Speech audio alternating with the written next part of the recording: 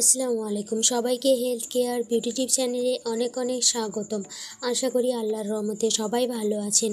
আমার চ্যানেলে যদি আপনি নতুন হয়ে থাকেন তাহলে চ্যানেলটিকে অবশ্যই সাবস্ক্রাইব করে পাশে থাকা বেল আইকনটি ক্লিক করে রাখুন হেলথ এবং বিউটির সব ধরনের ভিডিওগুলো পাওয়ার জন্য।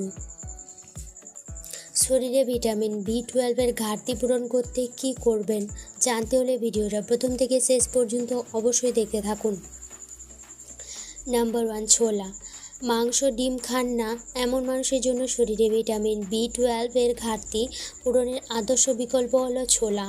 ছোলাতে প্রচুর পরিমাণে প্রোটিন ও ফাইবার থাকে, যা শরীরের ভিতর থেকে সুস্থ রাখতে সাহায্য করে।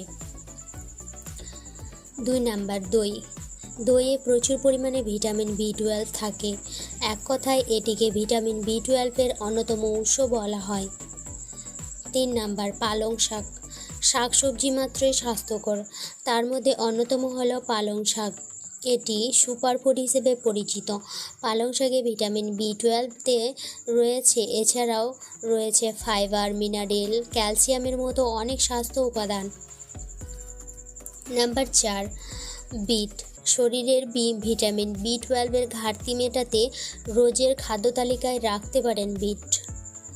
আয়রন ও ভিটামিন B12 সমৃদ্ধ বিট শরীরের রক্ত সঞ্চালন সচল রাখে। নাম্বার 5, ছানার জল।